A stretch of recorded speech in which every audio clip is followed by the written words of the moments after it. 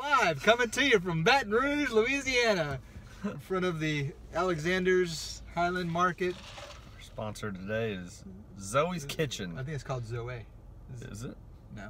Live Mediterranean, a celebration of family, food, and life.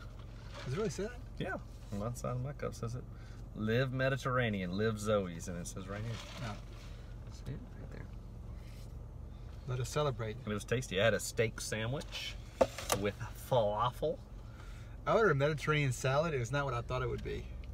It was a mix of things. It was good, but I was like expecting lettuce. Oh, you got one of those bowls. Yeah. But you liked it. It's I just liked you were it, hoping yeah. for some roughage. Yeah, for some greens. Keep you regular. You gotta keep it flowing, bro. Keep it flowing. Have you ever heard of the golden poop? I hadn't either until this week. Have you ever heard of it? No. Okay. I'm laughing because The golden poop. Well, what do you think? You think it's a gold-colored poop, right? Is that what comes to mind when you hear the golden poop? when I think of the golden poop, I think that's what you want me to think, but I think it's a form of pooping. I don't know. Like The golden poop, according to a friend of mine who's doing it's this. when you drink your cup of coffee and bam. He's on one of the, it's like he's doing the bulletproof coffee, like the paleo diet, or I don't know the whole deal of it, but according to him, the golden poop is the poop where you don't even have, everything comes out clean, you don't even have to wipe. That's the golden poop. You don't even have to wipe, it's clean. There's nothing to wipe. Like when you wipe, there's nothing on the paper. The golden poop. Okay. So he told me because he's like, hey, I had a golden poop this morning. I'm So like, you had a gold colored poop? So it just the texture of it comes. I guess I don't get it. Like, is it? I don't know. I don't know if I've ever had a. It's basic. No, it looks the same. It's a normal poop. So you call it a Except- golden poop when you wipe and there's nothing to wipe. Yes, that. So you don't have to eat healthy in order to have. I think he's saying that it's happening because he's healthy. It's like cauliflower and lettuce and all that. And it's like cleaning from the inside, where it's just whoosh, straight out. I don't know. And this is how we start episode 3. Golden poop. Hey, this is educational. Have you ever heard of the green flash? No. So I met a guy who spends a lot of time on the water. He lives in Florida, and he gets to spend a lot of time on the water. And apparently, and I need to look it up, but apparently there is a phenomenon called the green flash on the water, and it's when the sun is going down. You have to have just right atmospheric conditions. There can't be any clouds in the sky. It had to be clear. But when the sun is going down over the horizon in the water, that right as soon as the sun gets below the horizon, just for a moment, the way the light reflects or whatever, that it appears as if there is a very fast green flash of light. Interesting. And this guy has spent a lot of time sailing and on the water, and he said he'd only seen it twice. But it's been something that it's like they look for. And he was showing us on the horizon. He said, you see, the skies are pretty clear, but you see those clouds on the horizon? He's like, that would mess it up. You would not see a green flash. That's interesting. It reminds me of a story that I had this past week. So my son's in this preschool and they're learning, every day he goes and he learns like a new letter. So it was V. I say, V's for what? Volcanoes.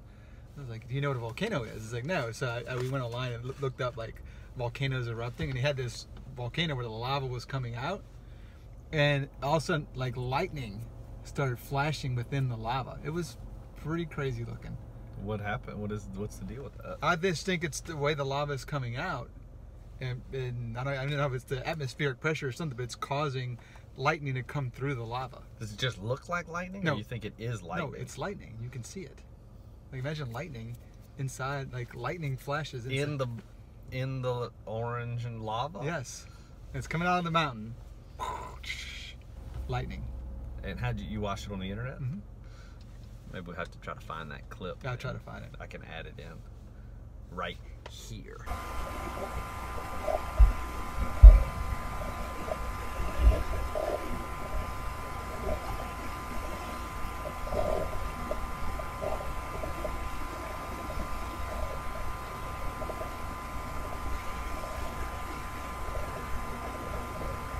Yep.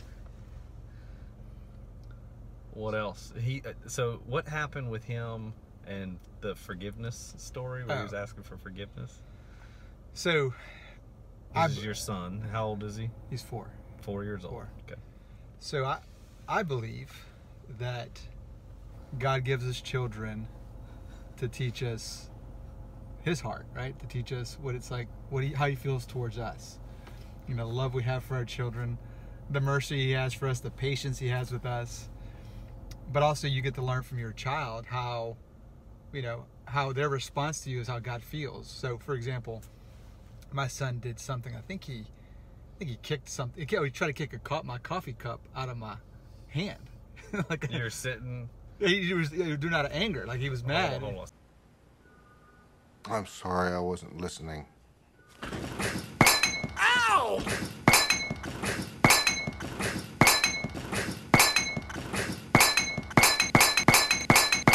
So you're sitting there on the couch or something? And I've asked him to And you have your ceramic coffee cup, or it's like a tumbler with a lid? Tumbler, yeah. It's a tumbler? Okay, okay. All right, and you asked him to go pick up whatever? Yeah, go pick up whatever, and he's like, I think it probably was a diaper. He tries to kick my cup. Like y'all are sitting side by side? I'm sitting in my little seat, my reading seat. We're in the living room, and I told him to do something, and out of anger, he tried to kick my coffee cup out of my hand. And I got mad. I was upset with him. And so, you know, a little while goes by. We go to a soccer game, and then we go. We had some other thing to do. I was taking the Home Depot. Which, by the way, have you taken your kids to Home Depot? Yeah, to do the crafts. Yeah, so we took them to go to the craft. So Home Depot once a month or something does some kind of kids craft thing. Where it's pretty cool, actually. It doesn't cost anything, and you spend time with your kid building things. Home Depot, # sponsor us. Zoe's. Live Mediterranean. Yeah. So, before we go to this thing at Home Depot, my son goes, "Daddy, will you forgive me?" I said, "Sure, for what?" He goes, "For trying to kick that coffee mug out of your hand." And this is later in the day. Okay. And man, I was just like, of course, I guess like my heart just goes, of course I'll forgive you. And that just makes me think like that's how God is towards us. I mean, we blow it all the time, and we make mistakes. We sin against our Father.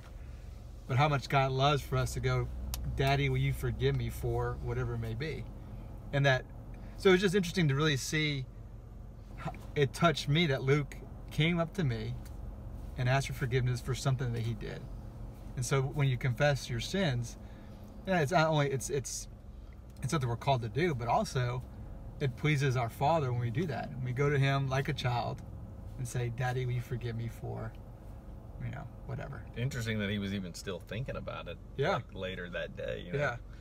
It is interesting. I mean, I've noticed a transition as he's gotten older. Now that he's 4, he's starting to process things, and he's starting to look at life differently. And he's starting to, think for himself and communicate with me and ask a lot of questions. And so it is fun. But anyway, so when your child asks for forgiveness, it's a touching thing. Yeah, I talked to someone yesterday that it was a meeting that we had scheduled for something else. It was a one-on-one. It was a virtual meeting, but in the beginning of just the general niceties, the person mentioned that they went to church this weekend and prayed for forgiveness, and then they went on about their day. And I kind of thought it was an interesting, I noted, it was an unusual comment to make in a business meeting setting. So I was kind of wondering, is there something more there? And I was just listening, but I'm kind of tuned in now. And then they said that they had a hard time sleeping because their brain is just in overdrive thinking about stuff. So naturally curious, I said, "Well, what are you thinking about? The golden poop?" And no, I said, "What do you think? What are you thinking about?"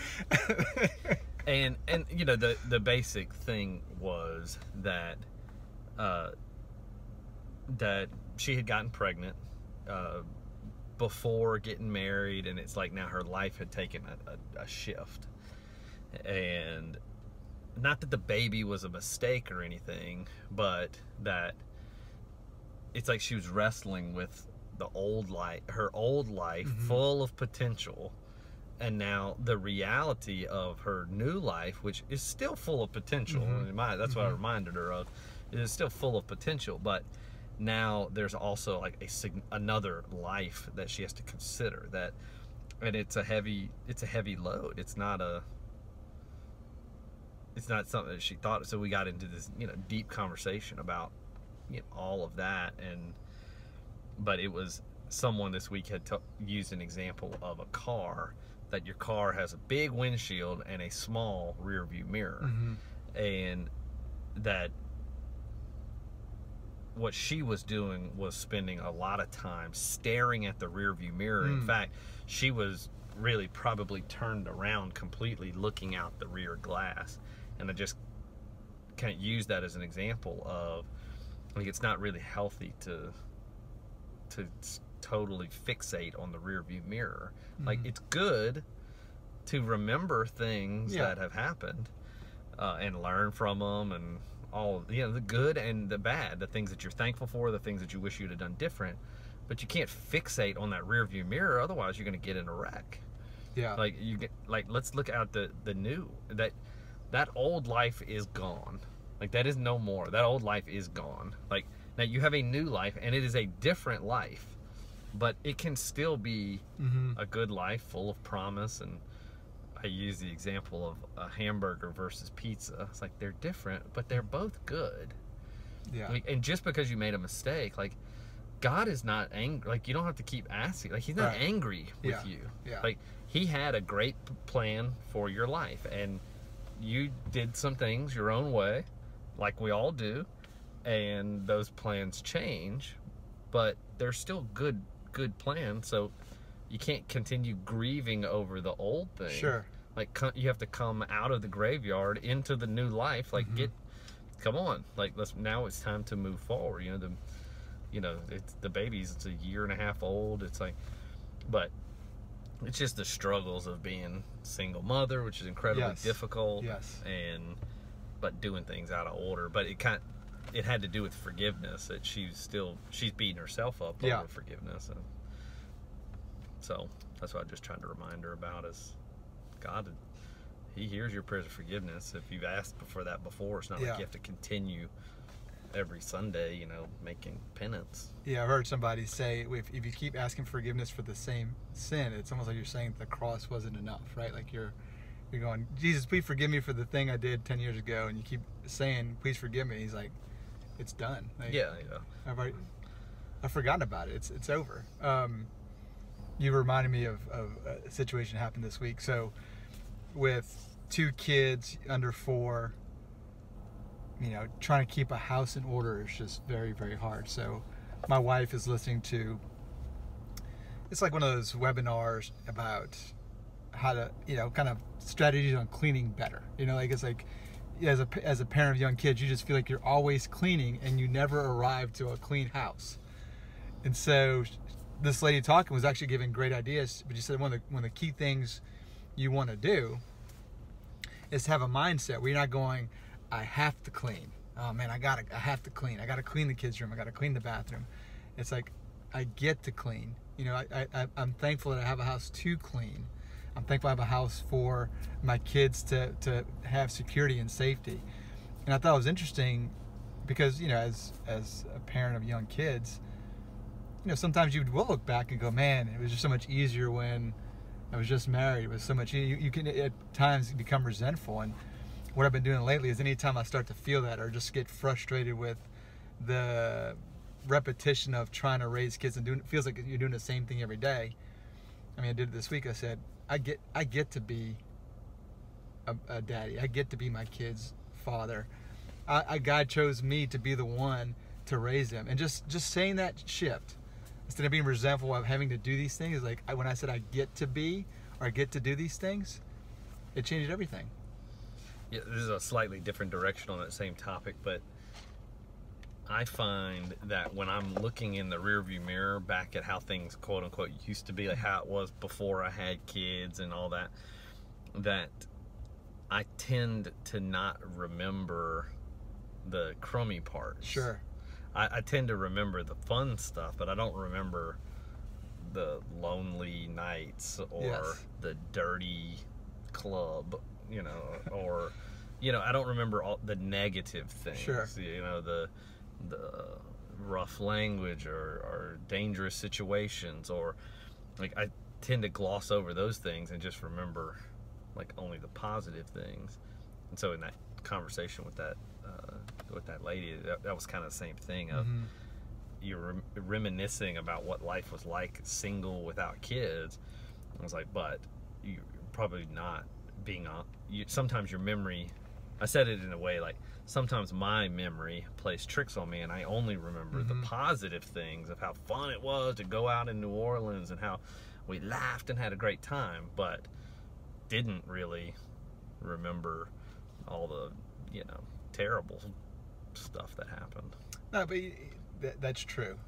But also being a single mother, you know, that to me is, I mean, it's such a demand on your life, right? I mean, you probably got to you're working just to make sure you put your kid in a child care, and being a parent can be hard. And, you know, I believe you're designed to have kids with a father and a mother in the household. So it is hard. So yeah, you reminisce, but also being single with no kids was definitely a lot easier too. Sure. Oh, so what about the baby's birthday party? Is that this last weekend y'all had a Yeah, so party? my little girl had her 1-year-old birthday party and had both sides of the family, my family and Hannah's family. We ended up, you know, I was excited, and I always look at these opportunities as a way to, like, man, I just want to thank them for coming. I want to be able to pray a blessing over my daughter, and then maybe share like a little truth, you know, about you know, whatever, so it could be impactful to them in some way. And so I had planned this speech. I rehearsed it. I went for a run before the birthday party and just like, man, that sounds real good. Felt like it's going to go really well. Well, come the birthday party, the chaos of the birthday party, the day progressing and my daughter getting, you know, more and more tired. When it's time to do the birthday cake, and you know, Did y'all do one of those little smash cake we things? got little cupcakes, but we get in her seat, and I'm like, all right, everyone, thank you for coming. And I was like, my daughter, she's like getting fussy and crying, crying. It starts to cry. Hannah's like, babe, just wrap it up. Just wrap it up. So all I said was, thank you for coming. And this is one of the reasons why we moved back to Louisiana, was to be close to family. And let's sing Finley happy birthday. So I didn't get to say anything that I wanted to say. So it's just funny how life, you know, things you plan for sometimes may not go the way you think they will, you know. And it was just funny. Well, I've been at a party before that you gave one of those little speeches. I mean, it's not like you gave a speech at every party. Sure. But I do remember something, a baby shower or something, that you gave a little speech about, you know, the importance of family or something like that. And it went perfect. Well, that was a baby shower where there's no baby. I don't think there's any baby in the picture yet. But it went perfect, and I was like, oh man, that was really, that was pretty smart of Ray to do that. Like, he had us all there, and he was able to express his thanks and gratitude to us, and it was just, it went very well. It came off well. It came out great. Yep. You know, it was well received. Everybody felt happy and appreciated. So I've been on the receiving side of the positive experience, but. Well, I don't think I'm gonna be doing that anytime soon, or if I'm doing it, it'll be right when the party starts, because it was so funny that I tried to do it, and it was like, all right, cut your 3-minute speech to like 30 seconds, because we're about to lose control of this little girl. Yeah. So this week we had the governor's prayer breakfast. Yep. And yeah, it was the 54th annual Louisiana Governor's Prayer Breakfast, and it's an event where they do it. Typically, it's Baton Rouge River Center, you know, some big location, because there's like 1,500 or something people in the room, it's a big production in the morning. It's usually right before the legislative session begins, and it's non-denominational, just opportunity for people to come together and pray. You know, the Bible says you should pray for, pray for leaders and those in authority, that they will lead and govern well, that they'll have wisdom and do the right thing. And so it's kind of in that same spirit that this prayer break. It's not Republican or Democrat. Like, there's no policy. It's people from all different faith backgrounds, and you've got business people in the room, you've got politicians in the room, you've got church leaders in the room, you've got just a mix of people, and it goes well. It's a great event. It's fun every year, and it always goes smooth. This year they had award-winning Lauren Daigle was the special musical guest. She did an incredible job. She sang the national anthem and a couple of her songs. They had Reese Kaufman with Child Evangelism Fellowship came, and he spoke about his life as a businessman and how that, in a unique way, God positioned him from this life in manufacturing to move into ministry. And then you get to hear from the governor, and the governor talks. And there's other points of prayer. They invited some local children from one of the tougher areas of our city to pray and spend some time in prayer. And it was very touching to hear these, like probably fifth graders or something, to hear their prayers. And so, yeah, it's just a well-produced event. Everything's good. Well, this year, what happened was there was some gaps in the event where we had to have like an MC, help us to transition from one thing to the next, right? So that things would run smoothly. And we started a little bit late. There was someone that was late to arrive, and so that got us started a few minutes late. And then each of the transitions took a little bit long. One of the speakers went a little bit, like 2 or 3 minutes long. Like no major grievance was committed by anyone. It's just 30 seconds here, a minute there, and over the period of a 90 minutes, over a 90-minute program, it adds up. So the governor is pretty much the last major thing, right? So you've got the music that happens early. You've got the speaker that happens kind of at the middle to end. Yep. Then you have the governor who speaks like towards the end. It's like the final speaker.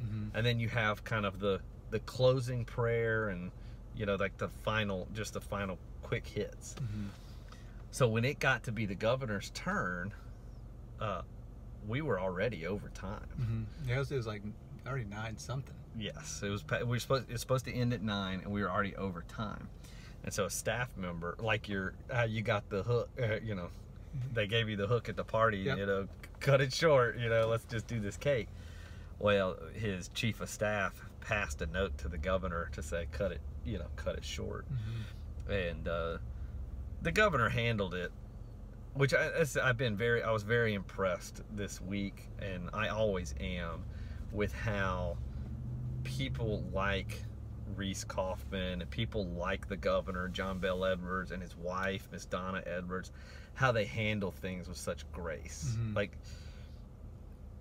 I mean, like conference calls, and it's just all these little things, they just seem, and I know that they're professionals. I mean, this is what they do all the time, just like, it's batting practice, they're professional, like a professional baseball player has taken a lot of swings. Right.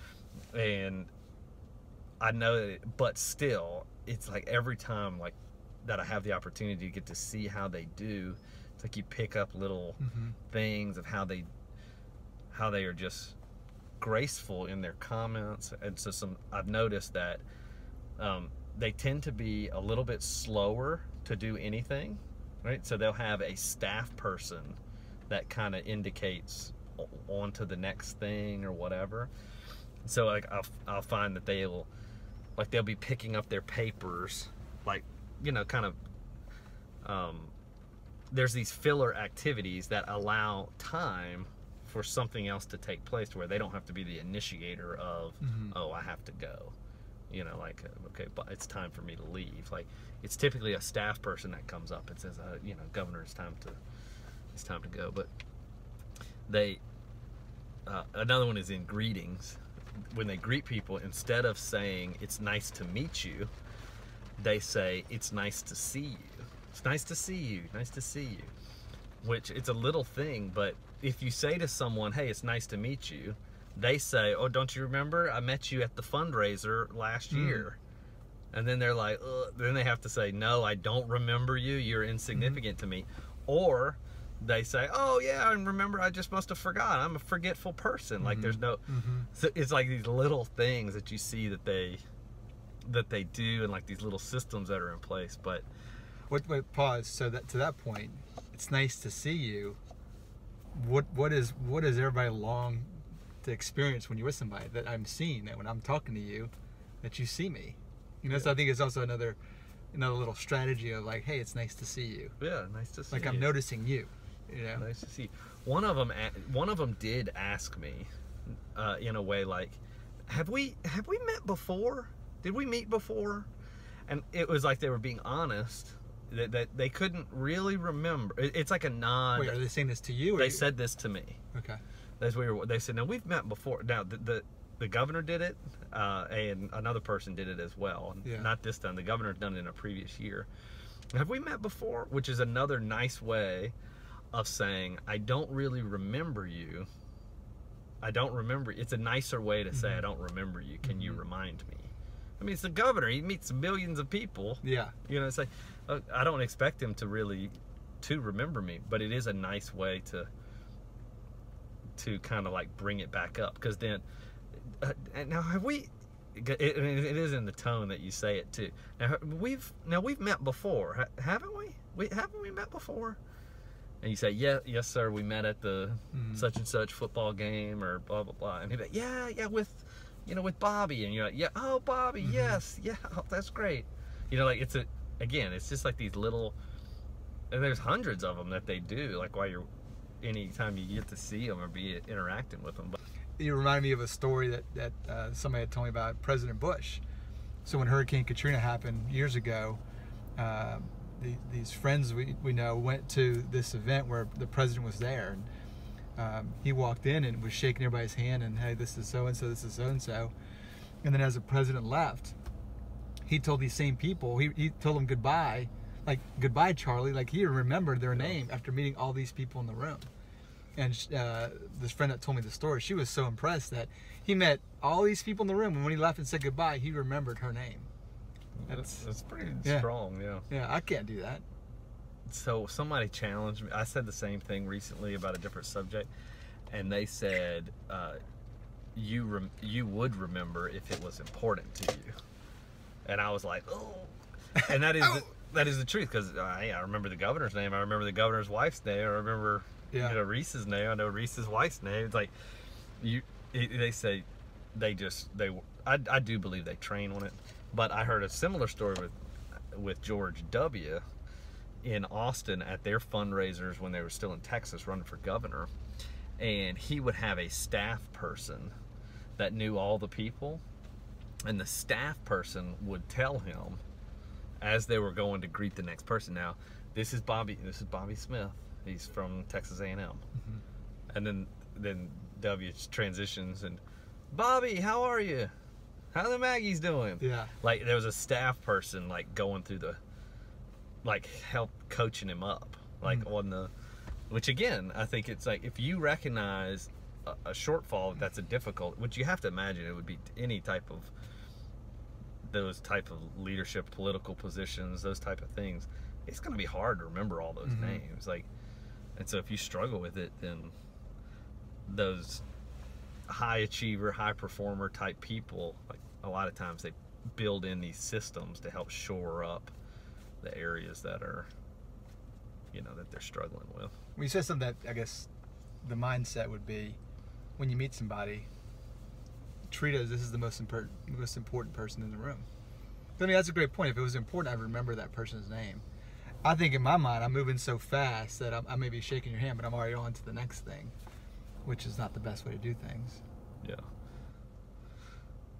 So what else about you had mentioned something about high performers or high performance people. You want to transition to that? Or Sure. So, reading, I like to read, and, with the busyness of life, you want to maximize life. You want to maximize what you do at work. How can you be a high achiever with family, with your kids? Because sometimes personally it feels like I'm just staying afloat. Like I'm just, I'm hanging on to the life raft, hoping to get through the day. So I read these books on high achievers and the disciplines they have, the way they approach life, the questions they ask themselves, the way they get up in the morning, how they approach their day. And it sounds good reading it, but I'm always asking myself, do these high achievers have like young little kids?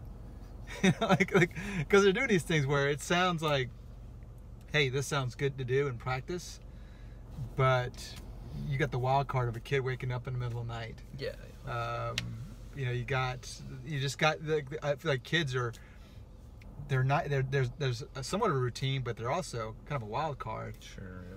And so it was just maybe I should write a book on how to be a high achiever with little kids. The true story. Or like when those workout videos, they do the workout videos and they say, you do this, but here's the modifier. If you have an injury, here's the modifier. If you have a kid, here's how you can modify this schedule. Well, I mean, like for instance, like today at lunch, we were supposed to have lunch with that guy. The reason he couldn't come was his kid was sick. Like him and his wife, they both work. Yep. And I'm sure that they probably both had meetings or something, because otherwise I'm sure the wife would have gone and taken care of it. So something must have come up. And so he's the one who got tagged. So it's like the wild card, even though his best intentions were to have, come to the meeting with us, that he had to cancel. Kids were the wild card. Yeah, I think that the same on the high performer life, I think the same thing a lot of times. And I also think that if you pay attention to the high performer people, a lot of them lose their families in the process. Right. Donald Trump Jr., you saw the news today? Mm-hmm. Trump Jr.'s wife filed for divorce or whatever that they're going. That was the headline. Yep. But Elon Musk, they hold him up in high regard, but him and his first wife are split. Giuliani, Newt Gingrich, a lot of the high performers lose their families in the process. Yeah, I heard somebody say, everybody tries to achieve a balanced life, but truly, that's never really the case. Like, you want to live an unbalanced life, you just got to figure out where you want that unbalance to be. Is it my family? Is it my work? I mean, because at some point, each of them requires some level of time. So, I think that's a good point. To be you can be a high achiever and be a good father, but I don't think I don't think you can run as hard as you did when you were single, because your kids and your family require time.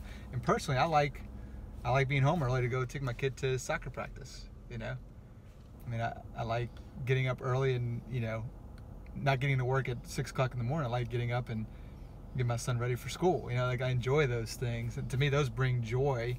That I don't think if I was such a higher achiever in my work and I wasn't really around for my family, I feel I would be disappointed in that result. Yeah, I remember watching this episode of Shark Tank, and I think it was Kevin O'Leary, which makes sense. It would be Mr. Wonderful. Mr. Wonderful. But somehow it came up, like out in the guy's presentation that he was struggling with his fiance or whatever, with the business and the fiance and something. And Mr. Wonderful said, which I thought was terrible advice, but he basically said, what do you think is easier? Do you think it's easier to build what you've built, a $5 million business, or to find a new girlfriend, find a new fiance? And he's basically like, find a new fiance, drop that girl and stay married to your business. And I was like, oh my God. Now, after the show, Cuban or, Robert or whatever, they start getting on him. Like, I can't believe you told that guy to ditch his wife. Yeah. And, that was my first response too. Mr. Wonderful basically said, look, if they're having problems about this, and they're not even married yet, and they're already having problems. He's Yeah. like, I just saved that guy years of headache. Like if they're not in alignment on their, you know, Their life dreams and, yeah. That was his rationale, his Sure. quick thinking rationale. But I was thinking like, no, he's wired of the way he's wired is if your wife's not on board, you drop her, you know, leave it, find a new wife. You can find a new wife easier than you can build a $10 million business or whatever. Yeah. But so I think it comes down to the high achiever, high performer. It comes down more to like your definition of what is success, or high achieving what, like what are you driving towards? Because if all you're doing is driving, I would say that if you make it to the top but lose your family in the process, that you failed. Yeah. That's a huge fail. And everyone is wired different, and I think the you know, American way is get money at all costs type of thing. But that's not, I don't believe that's right. I think if you make it to the top and lose your family in the process, you've lost. Yeah. Yeah, I think there's a shift though. I mean, I think there is, you know, achieve at all costs, but I think there is a shift to saying, no, I mean, I don't want to just be grinding all my life and not be able to live. I don't want to be grinding all my life and not be there for my kids. Because you hear these people that, you know, I heard a story about this nurse that worked in a retirement community, and she would interview people that were nearing death, and what would you have done differently? And a lot of it's like, I wish I'd been there more for my family. So I think it's great where you're on the mountaintop and you get all this, you know, fame. The guys on the Shark Tank, I mean, they're known. But I think when they're towards the end of their story and they're like, man, I wish I'd been more there for my family, you can't get those years back. I talked to a guy just recently. He's opening up a pizza shop near the house, and I asked him about his story, and he basically said they were running these mechanic shops up in Virginia, and he turned around and his daughters were 16. He's like, I don't know what happened to those 16 years. He's like, I was just pretty much working. I think he said I was working 25/8. And like not 24/7, 25/8. And you're working more than the day allows for. Yeah, he just basically is like, I just worked all the time. He's like, and I turned around, my girls were 16. You know, they moved from Virginia to Louisiana, and he said, you know, it's a slower pace of life down here. It's a higher quality of life down here as far as relationship wise goes. He said things move a little bit slower down here. He said your money goes further down here, and it sounded like they had enough money to do whatever they wanted to do, and they were doing this pizza place as a way to encourage time with the daughters. One of them wanted to go into culinary school or whatever. And you think opening and running a restaurant will create more time? I mean, you and I worked in the restaurant industry. It just seems. I mean, that's just what they're doing. I think okay, maybe he's just a business owner at heart. Maybe he just enjoys the entrepreneurial, like doing something. And, you know, I don't know what their spiritual position is. You know, like maybe he just doesn't like like how you can do those things with nonprofits and volunteering at the church. Like you can achieve some of those same things building things at church or nonprofits or philanthropy. Yeah. Maybe all he knows is building business type of stuff. And but he basically said it was something he wanted to do. It was something to enjoy. They went to San Francisco. They trained under some master pizza chef guy, Pizzioli, who won the world pizza championship, and you know, they bought these fancy pizza ovens and whatever. But the point was that, kind of to what you were saying, that he basically worked his whole life away, and then he realized, he had a little moment where he realized, if I continue on this path, like I need to take corrective action. And credit to him for doing it. It's a big life shift. He sold 8 mechanic shops. He's doing something completely different. Yeah. Pizza world. And he moved from Virginia to Louisiana. Like, that's a significant difference. Yeah, there's I lost my train of thought. What was I going to say? Yeah, I don't know. It was a good point. I know that. I'm sure it was. It was life changing. Oh no, I was gonna say it's very cliche, but it's so true that it does go by fast. I mean, before we had our kids, it's like, oh man, it's gonna go by fast. Enjoy every day. I'm like, yeah, I know, I get it. I mean, once you're in it, it does. I mean, you blink and today's Friday. You just blink and it goes by. Okay, have you heard of the CEO challenge? No. Okay, so it fits in this same high performer life. So these guys, they put together this list of stuff that they picked up here and there from different CEOs that are like best practice, like daily routines. Like, so they found these interviews with CEOs like Bill Gates or Ariana Huffington, Barack Obama, CEO of the country, chief executive of the country. Let me think of who else. Richard Branson, all these people like that. And they pulled out these little excerpts of about their daily routines. And then they committed for 7 days that they were going to do the CEO challenge. They were going to do the morning and night routines, that whatever the CEO did, that they were going to do. Okay, so can I go and get this list of things? Yeah, okay. That's that picture that you're making. You were like, what is that picture? Okay, gotcha. That's that list. Okay. And but yes, okay. So here are some of them. They said they wake up every day, and again, they're not saying all of the CEOs did this. They said these are just some of the common things that they saw studying these CEO patterns. It's not scientific. They're just putting together something to get clicks on their website or whatever, But they would wake up at either 4 o'clock in the morning or 4:30 every morning. They wake up 4 or 4:30 every single morning. No snooze button, right? So you're not allowed to snooze, not allowed to hit the snooze button. And they had some scientific research that showed that you're actually more tired if you hit that snooze button. That the extra 15 minutes of snooze, based on your sleep rhythms and whatever, actually are worse for you than just waking up straight cold turkey. That makes sense. But it was a common pattern that they'd wake up 4 or 4:30 in the morning.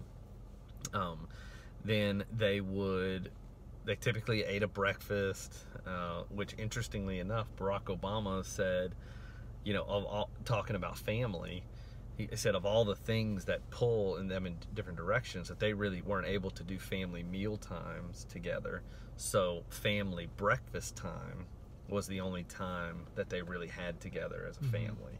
And so they prioritized a family breakfast. So I thought that was pretty good. Yeah. I mean, and again, credit to him for how busy is, the president. Yeah. Credit to him for dedicating time there. So spending time with family every day was another one of the best practices. Oh. Eating a healthy breakfast was something too that they did, although I do intermittent fasting, which that's probably a topic for another day. But they ate breakfast every day. They would work out for 1 hour, typically every day, typically in the morning. And this is weekends too. I guess. I mean, Okay. it's not that scientific. I don't know. But they would so wake up 4:30 in the morning. They would start getting stuff done for the day, and they said the science shows that you have more willpower and are more effective in the mornings than you are as the day goes on. Another thing that was an interesting statistic was they said morning people tend to have more persistence than night people. So then they just, again, I don't know what studies they were pulling from. Sure. It could just be nonsense. But and then they were heavy on the nighttime routines so lights out is 9 o'clock. So they're sleeping from 9 p.m. till 4 or 4:30. Okay. So it's lights out at 9 o'clock. But the night routine starts at 7. Okay. So at 7 o'clock, they begin dimming the lights in the house, and there's no overhead lights. Okay. Because what they're trying to do is tell their bodies it's getting time to go to sleep. Interesting. And they would, in the evenings, they would do chores to wind down, like taking out the trash, cleaning the dishes, like the wind down activities of night. Doesn't wind me down. Stresses me out. And then they would take a bath, a bath, not a shower. Okay. Like a bath with the bath salts and the lavender and the candle and everything. And they would take a bath, and again, it's part of that. And it was the same thing every night. And then after bath, it was read a book, but it was nothing that was, it was a light book. Like it could be philosophy or poetry or like it was not a book that was like super mentally stimulating. Well, so okay, continue. What I'll add a thought. You can ask. Go ahead. Well, to me, you know, if I read a book that's like really good, you know, like let's see, it's a fictional book, and it's got you hooked. Those are the ones that are hard to close. So I got to think it might be more of a, yeah, I don't know. you know, to me like a self-help book, or sometimes a a Christian book or whatever. I'm reading a book by Jordan Peterson right now, and I mean if I lay down and go to bed and start reading it, I'll read a couple of pages, but eventually I'll feel my eyes starting to get heavy. Yeah. So I wonder if that's what they're doing is. I don't know. Yeah. So, but it was something that was not super mentally stimulating. The book was not supposed to be super mentally stimulating. Another thing was no electronics in the bedroom. Okay. So they charge their phone in a separate room, either the bathroom or the kitchen. And they said that helps both at the nighttime routine and the morning routine, because in the morning routine, you can get stuck in they call it a black hole of YouTube or a black hole of Google News, of like you're scrolling through your phone, and then like before you realize it, 40 minutes is gone. So by having the phone in another room, it helped them to get up, get out of bed, and like get it rolling. Okay. So no electronics in the bedroom, and again the lights are dim, and so that electronics is like stimulating your brain with light to looking at that screen in the evening times. Then they did, and I don't know if this was morning or night, but they listed 3 things that they're thankful for. I think that's a morning routine. It was to start your day with like a boost of positivity, either affirmation statements or things that they were thankful for. And either as an evening or a morning routine, they would write 3 things that they want to accomplish today. Like, that's to be a morning routine, right? some of them were doing it as night as a way to like empty their brain to where they're not thinking about it during the night. That sounds like a Tony Robbins. I think it's almost, maybe taking it from that, where he spends the first 10 minutes of his morning, first 3 is gratitude, the next 3 is spiritual, like just experiencing the presence of God, and the last 3 or 4 minutes is what are the 3 things you want to get done today.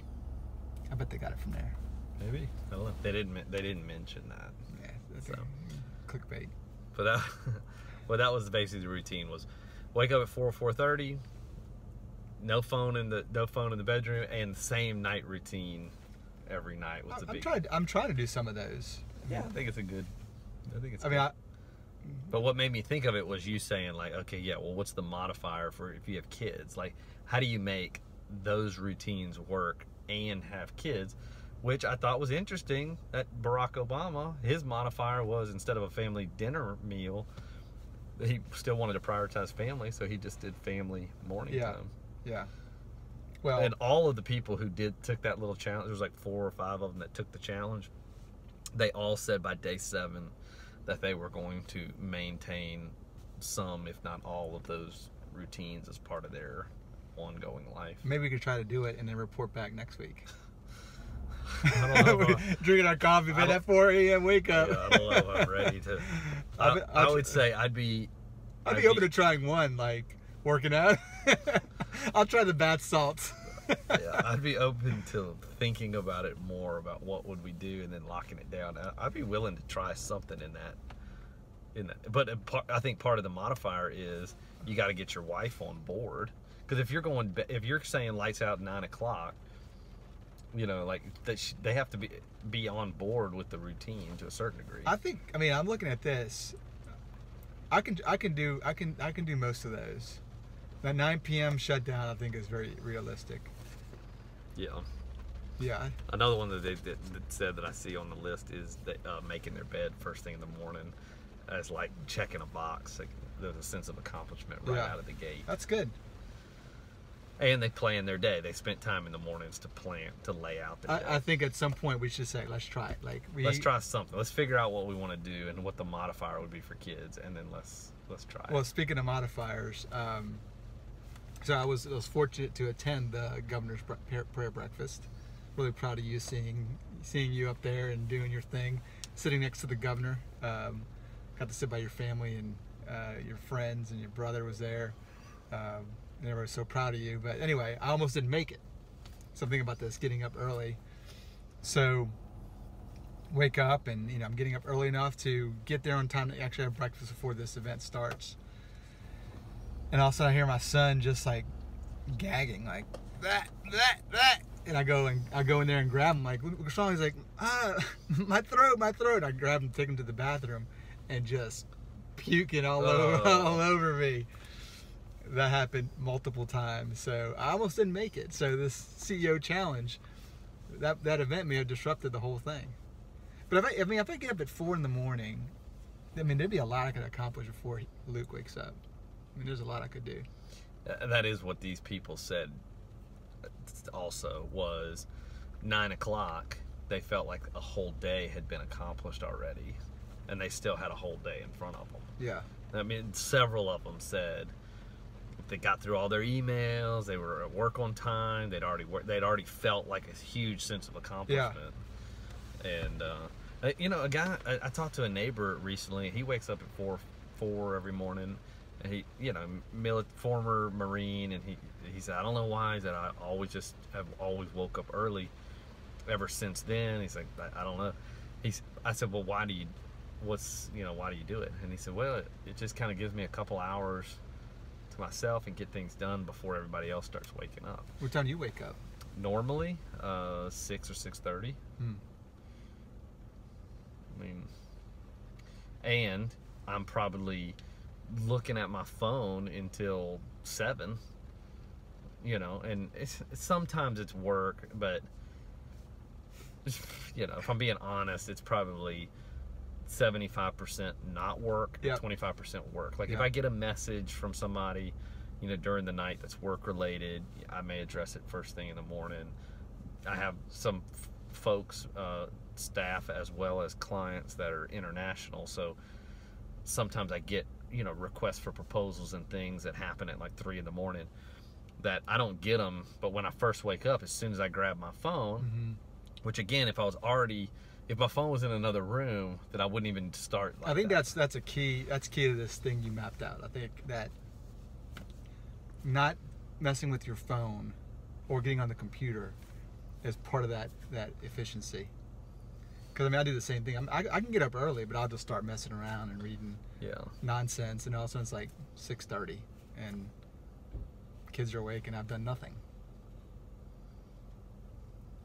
Well, so we're gonna come up with some thoughts on the CEO challenge. I really think we could do it. I think if we commit to do it, I think it'd be fun to report back. I want to float it. I think we also should float it to our wives and see if we can get them on board. When you're a CEO, you don't have to run anything by your wife. Yeah, right. That's how we roll, ladies. I'm not part of that. We're gonna do this. I'm not part of that. Okay. Well, anything else for this podcast that you think is you want to get out there? Any other topics that's just burning? What about? Do we have enough time to talk about that podcast the mystery topic that you said? Hey, I have a mystery topic. Sure. I can talk to you about it. So you know who James Altucher is? Crazy hair guy. Yep. He looks like a super nerd, but I love his stuff. He was interviewing this guy. I think his name is Cal Fussman. I don't know. He's known to be a great interviewer. You heard it on his podcast. Yeah, I heard it on his podcast. Who's known to be a great interviewer? This guy, no, Cal. A great interviewee. No, interviewer. Like he's great. He is great. He's known to asking great questions to people. Great. Okay. And so Sure.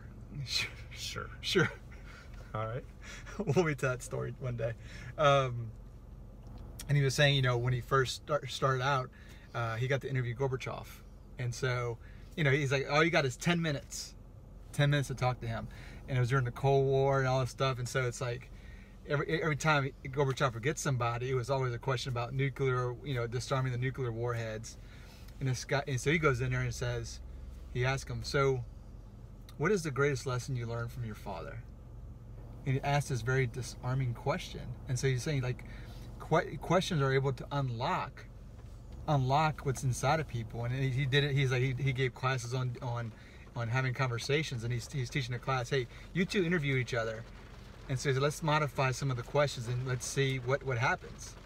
And so he used that question, what's the greatest lesson you learned from your father? Another question he asked in the interview is, why is your best friend your best friend? He said it was just so powerful to see these, like he said, people in the classroom started crying, thinking about these questions, these thought-provoking questions. And he said, we live in the world where we have access to all the answers. When you go to Google, like any question you have, you can look it up, but we don't, it's very shallow. We don't really go deep into questions. And so it just really challenged me to be better. Like, for example, when I saw Reese Coffin, I was like, man, I wish I had thought of a good question to ask him. Like just shaking his hand, saying, great job, enjoyed your presentation. It'd have been nice to have like a really thought-provoking question. Sure. Because he says, really it disarms people. And so people love interviewing him because he asks really good questions. Yeah, and a lot of times what I find is after I meet someone interesting, it's after the fact that I think of a question that I wish I would have asked. I wish I'd have asked him this. Yeah. I wish I would have asked him about that just to see what it's. For example, with Reese Kaufman, when we were walking to, we had come out. It was before the breakfast had started. We had come out. We had kind of interacted with some people that he knew here locally. And then when we were walking to the back, as we were passing Lauren Daigle backstage, there were some kids backstage that were part of the program. Yeah. And Lauren Daigle was kind of cutting up with the kids and was skipping. Did I tell you about this? Mm-hmm. Okay. So Lauren Daigle is, skipping around backstage, and she's young and full of energy and is interesting. And so she's skipping around, and I just made the quick joke to Reese. I said, Reese, is that how you warm up before you go on stage? Because that is what it looked like she was doing. It looked like she was trying to just lighten up the mood, wake up her body, lighten up the mood. Sometimes I think you can trick your own brain into, like if you're in a tense situation and you force yourself to smile or relax or, get the wiggles out or what, kind of shake. That there are some things, the way you stand, there's ways that things that you can do to like trick your own body processes from going into a stress response. So I asked him, I said, is that what you do? Is that what you do to warm up? And he said, no, you won't see me skipping. He said maybe some push-ups from time to time. Mm-hmm. Well, I didn't think of it at the time, but Reese is an older man, has achieved a lot in business as well as in the nonprofit world, and he's very physically fit. Yeah. Like, I took him upstairs and we went on a long hike. And, I don't know how old he is. I guess I need to look that up. But he's an older man. He's probably in his 70s. I don't know. Maybe. Yeah, I don't know. And I'm not a good judge. I would hate for it look online. He's like 55. I don't know. I don't know how old he is, but he seems like. So I wish I would have asked him after the fact. I wish I would have asked him, Reese. We get an opportunity to hear you talk about spiritual things. We get to hear an opportunity to talk about business things. What about personal fitness? Like, do you work out? What have you done? Like, what is your eating and personal fitness like? Have you just been blessed with good genetics or have you been intentional about doing X, Y, or Z? They probably said, have you heard of the CEO challenge? But no, have you heard of the golden poop? But I think you're getting what I'm saying is, I wish I would do a better job, and I'm working on doing a better job of like thinking of better questions to ask people in conversations. I meet people all day. I can do the very surface questions, but really, is there like thought-provoking questions you can throw out in a situation that people like are actually drawn to that, because you're actually asking questions that are more than just, hey, how was your day? That question, what's the greatest lesson you learned from your father? I think that's pretty powerful, just alone right there. So I did ask Reese a good question at a previous encounter that did unlock some different kinds of conversation this time. So at a previous encounter, I knew that he had a friend that had passed away that he was close to. His name was Buzz Baker. And I had never met Buzz Baker. I had just, it's like a legend. It's like you hear about this legend. And I knew he was somebody, some great, person that had significant spiritual significance to numerous people. I mean, I heard it from a number of different people, all different backgrounds. And so I asked Reese one day, just cold turkey, tell me about Buzz Baker. And he said, did you know Buzz? I said, no, sir, I never got to meet him, but I've heard a lot about him. I'd like you to tell me about him. And he rattled off several things that were very challenging, that gave me insight into their friendship. He said he was a great man of God. He was a great friend. He told me about what his role was in the ministry, and that when he came into the room, it was almost like the presence of God came with him into the room. He said, and then he told me his favorite psalm, I think, was Psalm 86. And if it's not 86, it might be 84, but it's whichever one includes the taste and see that the Lord is good. And I remember coming away from, and it was just this quick interaction, and Reese was on to the next thing. And I remember thinking, would my best friends know what my favorite passage of scripture is? And not only that, but like, this was years after Buzz Baker's death. And I mean, it was a top of mind. I mean, there was no prep. I didn't tell him I was going to ask him about Buzz Baker. It was top of mind.